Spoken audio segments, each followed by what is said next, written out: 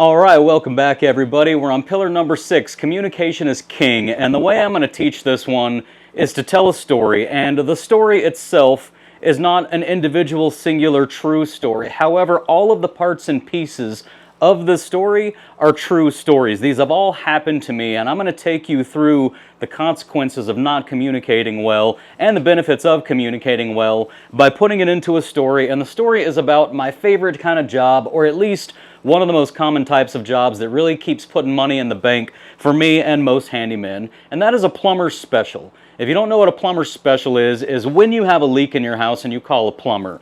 The plumber's going to come out and they're going to do what they need to do to fix the leak, up to and including opening up your walls. What most of them don't tell you, because they don't communicate well, is that they don't close up your walls. So they're going to fix your plumbing, but they're going to leave you with a big hole in the wall. Now you got to find a handyman. So what we're going to do is we're going to create a scenario where you are the plumber as well. You're involved in this job beginning to end. So you get a phone call and somebody says, hey, I got a drip coming from the ceiling in the living room. There's a bathroom right above that. I think we got some kind of leak. Can you come out and fix it? So here's the worst thing you can do. Here's zero communication. You just say, yeah, if you'll be home later today, I'll stop by. And they say, yeah, I'll be home most of the day. Go ahead and stop by. And that's the end of your conversation. No more communication. So later on in the day, say 4 p.m., you stop by, nobody's home. Well, what happened? You didn't set an appointment time. Why would they be home? You didn't have an appointment. So let's fix that. Now, in this new scenario, they called you and you set an appointment. You said, I'll be there at 4. So you go and you show up at 4:15 that day, and guess what? Nobody's home. And you give them a call and they say, yeah, you said you'd be here at 4, but you weren't here and we needed to do some grocery shopping, so we've already left the house and we're out grocery shopping now. We're going to have to reschedule for some other time. Again, not enough communication. You should have let them know that you're going to be a few minutes late, but a great fix for this is going to be to use scheduling windows. So instead of saying I'll arrive at 4, which kind of pins you down to 4 p.m., a precise time, instead let's do some arrival windows. So now we're going to say, okay, I can arrive between 4 and 5 p.m. today. And they say, great. So you fix that with communication. I'll arrive between 4 and 5 p.m. today. So you show up at, say, 4:30. You get to work. You start working because they were home because they knew you had a window because you communicated. And you get to work, and about 5:30, an hour later, when you're just barely really getting the drywall off and getting up in there and figuring out where this leak is, they come to you and they say, hey, we got to go. We're supposed to have dinner with some friends tonight, and we thought you'd be done by now, so we're going to have to reschedule for you to come back some other time again. So again, what could you have done to prevent this? Well, you could have communicated how much time you think you're going to need, at least some minimum amount of time that you need them to guarantee.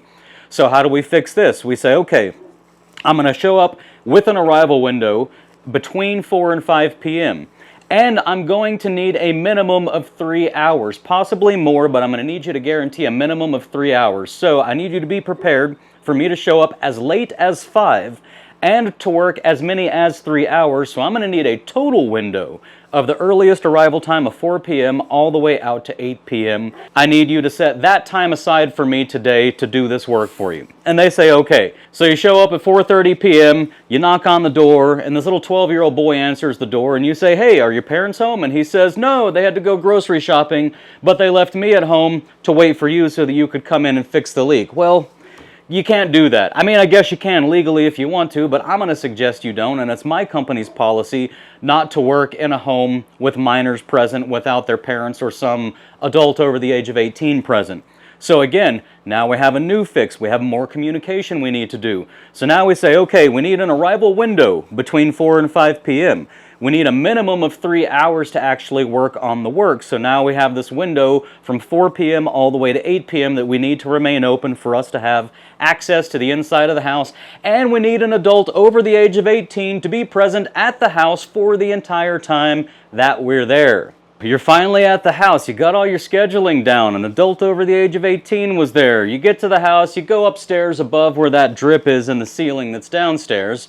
You go upstairs, there's a bathroom, you inspect everything, you can't find any source of this leak in the bathroom itself. So you come back downstairs and you say, hey, okay, so now I'm going to have to open up your drywall just a little bit so I can look up in there and see where the leak's coming from. you make a small hole, you put your inspection camera up in there, and pretty quickly, pretty easily, you spot a leaky piece of copper. It's one of the supply lines going to the vanity sink. There's a very clear drip coming from that leaky piece of copper. So you go to them and you say, okay, here's the deal.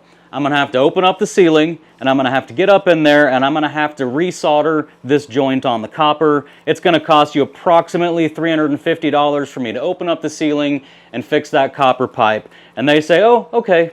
Yeah, all right, we go ahead and approve that. So the first thing you do is you get up there and you open up the drywall a little bigger where you can get up in there, and right away you notice a whole bunch of mold. And you go back to them and you say, hey, by the way, I don't know how long this leak's been going on or if you had issues before, but you got a bunch of mold up in there, so I'm going to have to treat that. And they say, okay, that's fine. And then you say, yeah, so that's going to be probably another $100 for me to just treat that, just to clean that mold off and apply some fungicide. It's going to be another $100 for me to do that. And they say, well, we gave you permission to open up the ceiling and start doing this work when you said it was $350. You didn't say it was going to cost more because, again, you didn't communicate. You could have and should have communicated in advance. By the way, anything that we find as we go through this process that's going to change the flow of work that I gave you, the scope of work that we agreed upon, any changes that we need to make with things that we find along the way, those are going to cost extra, and we're going to have to get those in writing. Had you said that before, they would have been prepared for you to come back and say, hey, I found something new that we couldn't see before, and now that I can see it, it's going to change the price. So you've got an upset client, but they say, okay, I wish we'd have communicated better, but yeah, go ahead and treat the mold and fix the pipe. And so you do. You fix the pipe, and you're all said and done. Now it's $450 because you treated the mold. And you sign off the job and you say, okay, I'd like to get paid now. And they say, well, there's still a big hole in the ceiling. And you try to explain to them that you never offered to fix the hole. You told them you needed to make the hole. You said, in fact, it's going to cost you $350 for me to make the hole and fix the pipe. But the problem is, you didn't communicate to them in advance, which you should have known if you're a professional in this field. You should have known that they weren't going to know that you weren't going to close that hole up for that $350, because they're assuming when they agree that what you're really saying is, I'm going to wrap everything up and you're going to be fully good to go for $350. So now they're upset because they've got an open hole in their ceiling. They have to pay you the $350 plus the $100 they weren't expecting. Now it's $450 and there's still a hole in the ceiling. So what do? Well, we're kind of screwed. They're unhappy. They're kind of screwed. They didn't know what the price was going to be in advance, but they don't really have a choice. So they say to you, okay, well, what's it going to cost for you to fix that hole? And you tell them, I can patch that hole for you for $450. I can schedule it for tomorrow. Now you're smart, so you have an arrival window. They're aware that you need an adult over the age of 18 at the house, etc., etc. You tell them, I can come by tomorrow and fix that for an additional $450. They agree. You show up tomorrow. You do all the things you need to do. You get everything patched. You fix it up. You've got it taped. You've got it floated. You got the texture match and everything. Now it's just ready for paint. And you go to them and you say, okay, I'm all wrapped up. You can pay me my $450 now. They come over and look at it and they go, well, it's not painted. Well, why are they saying it's not painted? It's because they assumed that you were going to paint it. Again, you didn't know, as you should have as a professional handyman, that they were probably going to assume that everything was going to be fully wrapped up, and you didn't let them know that when you patch stuff, all you do is patch it and you leave it up to the clients for the painting. That's just your policy, and that's fine if that's your policy, but you didn't communicate it to them. So you say, okay, fine, I tell you what, I'll paint it for an extra, just 20 bucks is fine. And they say, okay. And so you say, where's the paint? And they say, I don't know, you got to go buy some paint, right? Well, shoot, now you just agreed to paint it for 20 bucks, and now you're getting smart and you're starting to realize, I should have told them 20 bucks if you have the paint on site here already, but you didn't say that. So now you got to go back and say, okay, well, I forgot, I don't communicate well, and what I should have said was I'll paint it for 20 bucks if you have matching paint on site. But if you don't have matching paint on site and I have to do a paint match, that's an additional $100 for me to do a paint match. So again, they're upset, but now you finally communicated after the fact. You take a sample out of the ceiling, you go get your paint match, you come back and you go ahead and paint everything, and now finally, after all of this nightmare and all of this hassle, it's painted everything's done, you're good to go, you can get paid, and then the next day you have an absolutely horrible Google review. And for those of you who don't know, by the way, outside of personal recommendations from friends and family, most people pay more attention to your Google reviews when they're choosing to hire you or not to hire you than they pay attention to anything else. The only thing that they care more about is personal recommendations from friends and family directly. Your Google reviews are second only to that. Now you've got this horrible Google review where they're saying you nickel and dimed them, you didn't communicate, you didn't tell them how anything was going to work. This entire project has been a big mess and a disaster from the very first moment. And if you want to hire somebody who knows what they're doing and who communicates well, definitely don't hire this guy. And all of this could have been prevented if you just would have communicated well from the beginning, which means setting an appointment time, informing them of the appointment window and what that means that it's a window, letting them know that somebody over the age of 18 has to be present at the home at that time, letting them know that whatever pricing you're giving them at the moment is always contingent on other things that may or may not pop up during the course of doing the work that you could not have foreseen. And making sure that they're aware that if and when those things pop up, that's going to change the price because it's going to change the scope of work, and letting them know that any change to the scope of work will be done in writing for that additional price. And then, of course, actually being clear about what the scope of work is and putting that all down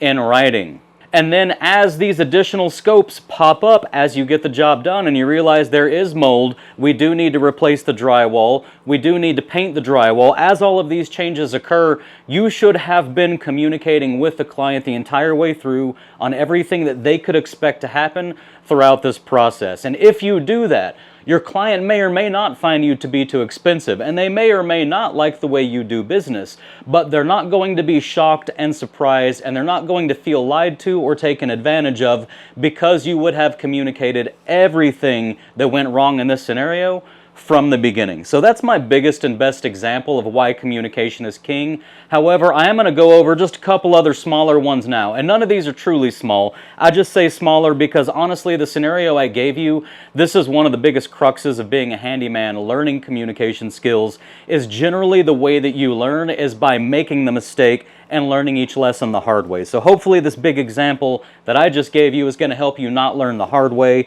Now, some other things you can do. For example, I work for property managers and they like a quick turnaround time on their work. So one of the things I'll do is if I start getting booked out, let's say 2 weeks, and it's really iffy. It depends on how things are going and what time of year it is.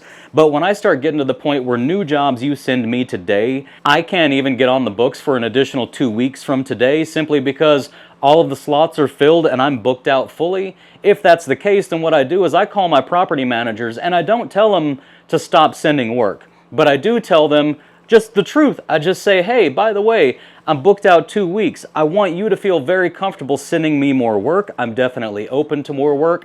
I would love more work, but you should know any work you send me today is definitely getting scheduled at least 2 weeks out, if not further. I'm doing everything I can to catch up. I'm hiring some helpers temporarily, part-time, but I just want you to know any work you send me today is going to be getting booked out 2 weeks from now. And then that takes away any ammunition they may have to say that you're slow, because you let them know, hey, it's your workload that's putting me out this far, and I'm happy to take more workload from you, but this is how far I'm booked out. Another thing I'll do with my property managers is sometimes they get lots of move-outs all at once, and I like to get my move-outs done within 3 or 4 days of receiving the move-out. This helps the property manager out a lot, and a lot of times that's the reason they're sending them to me, is because I get them done so quickly. So if I have 5 or 6 or 7 move-outs all at the same time that come in over the course of a few days, I already know just right off the bat I can't knock all of them out within 3 or 4 days. Most of these are going to be about a 1-day long job, so I'll let the property manager know, hey, by the way, I know I usually get these done for you in 3 or 4 days, and I know that they have to be done within 10 or 12 days, so I just want to let you know I'm not going to be able to do my usual 3 to 4 days because I have so many, but your move-outs are still top priority for me, and I will definitely have them done within that 10-day limit, probably looking at closer to 5 or 6 days. But communicate this, communicate all of this so that they know that you are still trying to do everything that you've always done for them, and it also serves as a nice reminder to them that you are the guy who does typically get them done in 3 or 4 days, which just gives them a nice fuzzy feeling inside. So just communicate how your business is doing, how your schedule is looking. Also communicate if you have extra time. If your schedule isn't full, call them up and just say, hey, by the way, you know, we got plenty that we can be doing back at the shop. We can clean out vans and stuff, but I want you to know, if anything comes up that's high priority that needs to be done quickly, we actually do have a decent amount of additional time in our schedule, so go ahead and send those our way. And then finally, at the end of the job, you want to communicate things like touch-ups. You know, you want them to know, for example, my clients know that they have basically 3 days to call me to go back for just minor touch-ups and stuff. If they call me 2 weeks later to ask me to go back for what I consider to be a minor touch-up rather than warranty work, I'm going to tell them no, because you don't have just an infinite period of time. You've got to put a deadline on it. So for me, that's 72 hours.